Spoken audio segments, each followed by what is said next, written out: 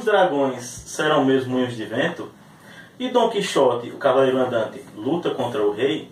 Descubra aqui no Quixotada, o seu programa de literatura.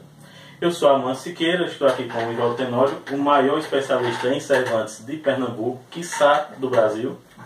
Aqui vocês podem ver a coleção dele. Eu tinha essa edição aqui da Abril Cultural, a coleção de clássicos que foi publicada no início dos anos 2000, mas acabei dando para um amigo meu, que apesar de ser um grande leitor, só veio ler o Don Quixote a primeira vez por volta dos 60 anos de idade. E aí, um ano depois que eu tinha emprestado para ele fazer essa leitura, ele pediu um emprestado novo. Aí eu disse, não vou dar, né? Porque ganhar um leitor de Don Quixote, né, é sempre importante. A primeira vez que eu fiz a leitura foi nessa edição aqui. Hoje eu não tenho mais ela, né? Pretendo comprar outra para mim. Eu tenho essa aqui, que é o primeiro volume da obra completa do Cervantes, publicado pela Aguilar em Madrid.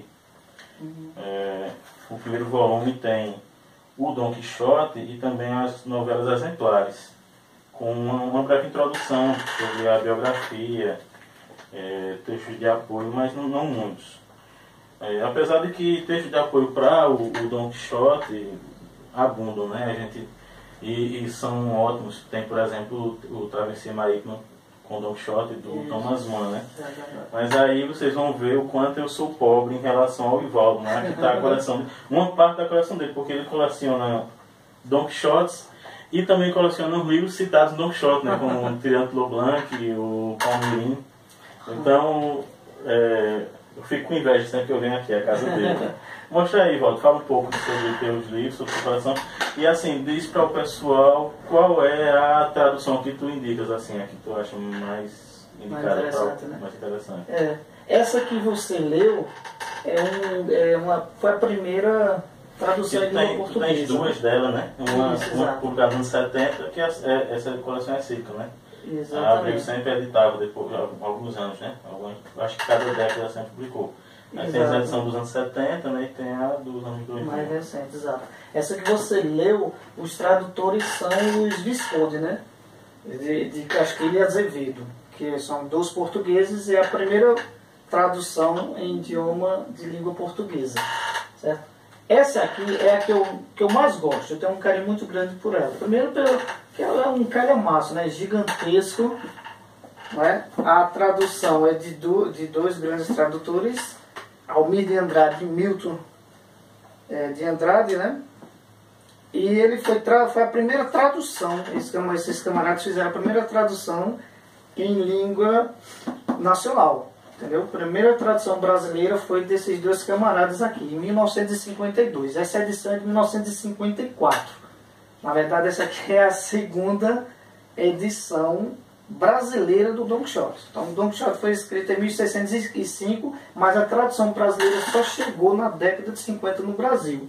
A gente lia muito em edições francesas, né, o pessoal anterior, e em língua portuguesa, que foi pelos Visconde de Castilho e Azevedo. A edição francesa tu também tem, né? Tem a edição francesa aí, exatamente. Apesar de tu não ser leitor de francês, né?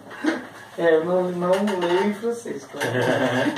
Você lê muito, né? Mas tem a edição aqui, que é uma edição bonita também, antiga já. É um clássico, né?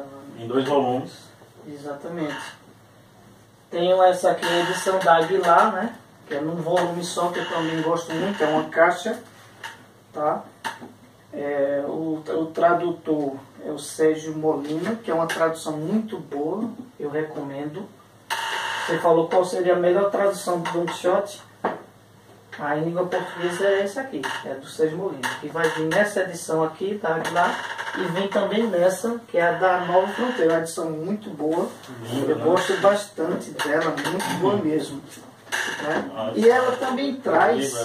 E tem as gravuras do Gustave Doré. Exatamente. Né? Ela traz as gravuras do Gustave Doré, que também vem nessa, nessa que eu gosto. Ele pintou muito bem, né? Esse pintor francês, ele foi ímpar aqui, muito bom mesmo. E o interessante do Don Quixote é que o próprio Cervantes, ele coloca num dos manuscritos do Cid Hamet Benengeli, né, que seria o historiador de quem ele pegou a história, né? Ele pega solicitada a tradução do manuscrito, ele descreve no livro uma ilustração que descreve esses dois personagens, né? E a descrição dele, né, caricatural dos personagens que está nessa ilustração do manuscrito, acaba servindo como fonte de inspiração para toda a iconografia que foi criada depois, né? Exato. O Don Quixote é muito icônico, né? O Don Quixote é muito icônico. É impressionante o quanto as pessoas podem não conhecer, não saber nada de Cervantes, ou até passar longe de qualquer livro, mas sabem o que é Don Quixote, né? Isso. Sabe Tanto é que até o próprio Cervantes se confunde até com ele, né? O formato dele, a barba, né? E que nós não temos, por falar em retrato de Cervantes, aí não existe nenhuma fotografia dele, nada, nenhum registro assim da pintura dele real. E a única coisa que tem é baseado num prefácio que é feito nas novelas exemplares, que é um livro dele, não está aqui, está ali na estante. Nas novelas exemplares ele faz no prefácio, no prólogo, uma autodescrição dele. Aí, baseado nessa descrição que o Cervantes faz, muitos pintores e desenhistas se inspiraram e fizeram o quadro, né? O quadro influenciado por essa descrição. Tem também essa aqui, ó, que é muito, também gosta, que é a obra completa dele em espanhol. Tem uma versão anterior da que eu tenho, Capim Couro. Ela só é um pouco menor. Mas é publicada pela Aguilar também na Espanha. E essa aquui tem Don Quixote e novelas exemplares, né? Essa aqui vai ter tudo, né? Tudo mesmo, a letra menorzinha. A letra menorzinha, né? É o mais fininho para poder caber, porque é uma obra extensa, né? A obra de Cervantes é extensa. Exato. Tem a assinatura dele no início, não começa? Tem.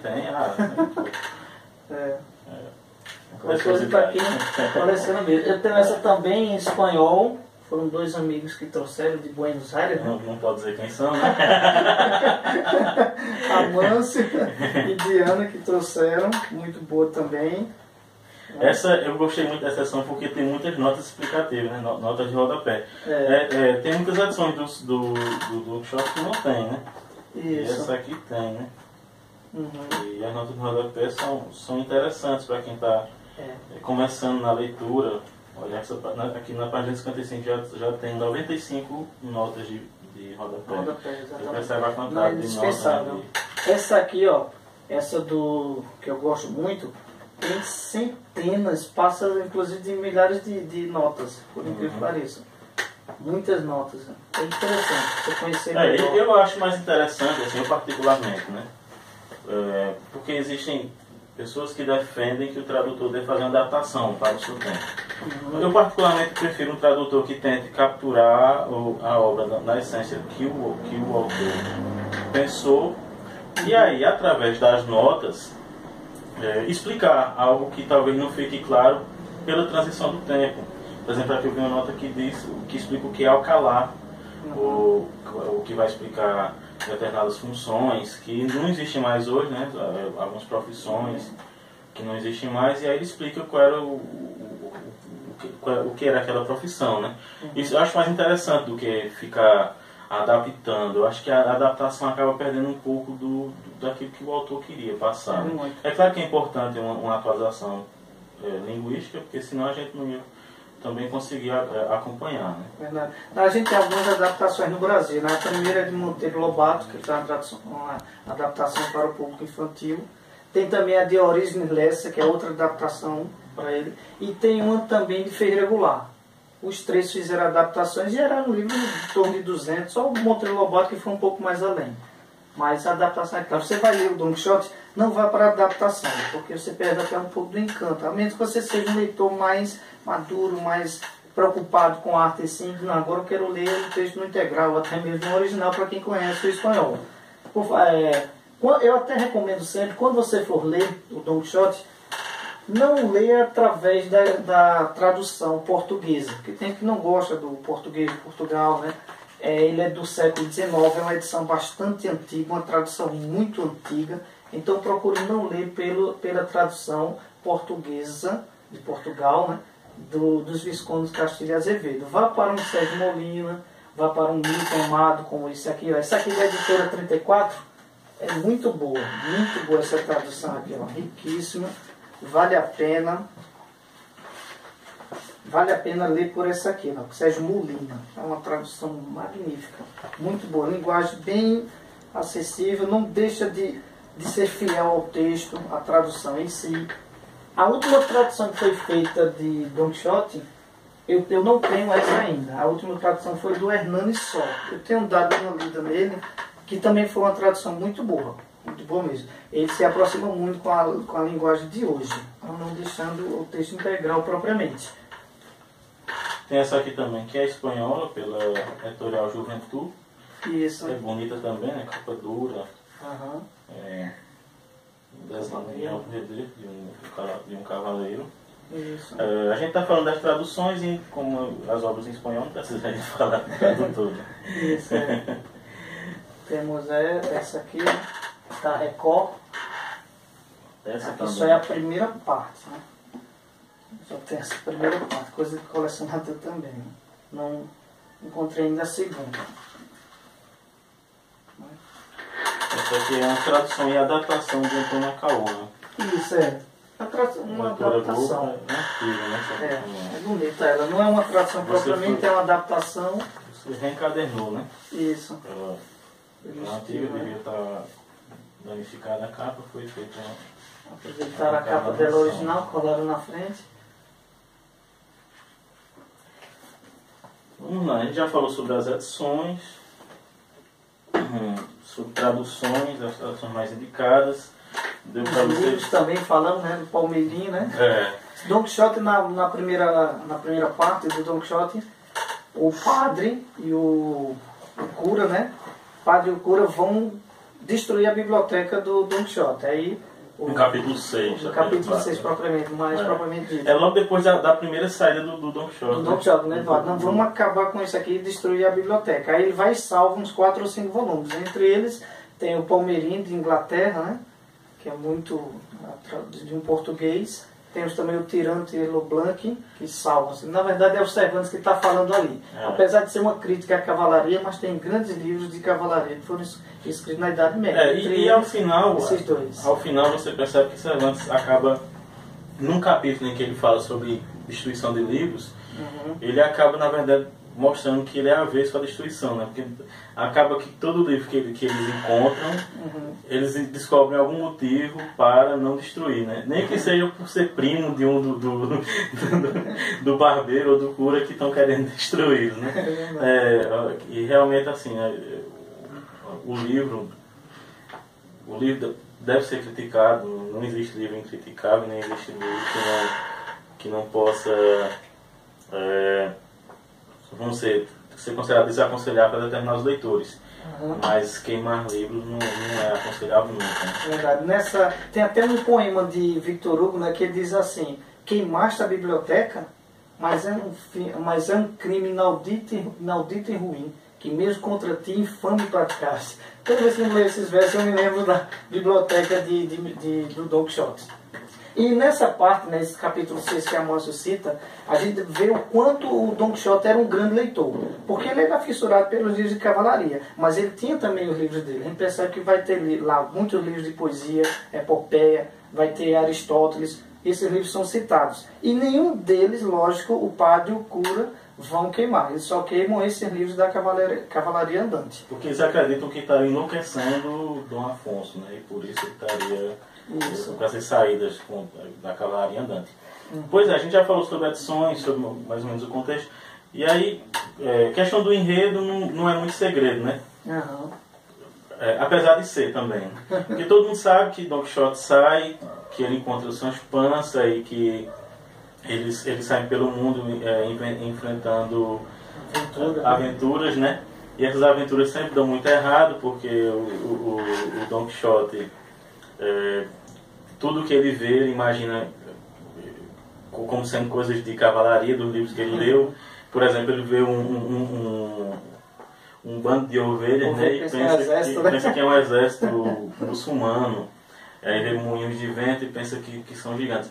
Mas, apesar disso tudo, a gente percebe que as pessoas vão além do que o livro diz e dizem coisas que realmente não acontecem. Por exemplo, na música do Raul Seixas, né, ele diz, né, Don Quixote, cavaleiro errante, luta contra o rei. Ele não luta contra o rei, né? Eu acho que também não são dragões, né? E os dragões são da música de Engenheiros do Havaí, né? Do Engenheiros do Havaí, exatamente.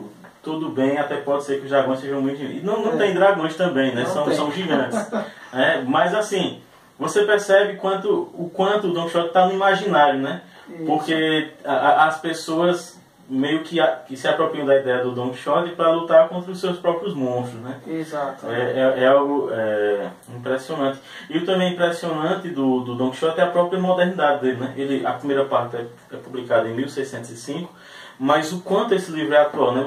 Quando você vê alguma coisa de um autor moderno e diz, rapaz, isso aqui é genial, você vai pro Don Quixote e está tudo lá, né? Por exemplo, a desconfiança em relação ao narrador.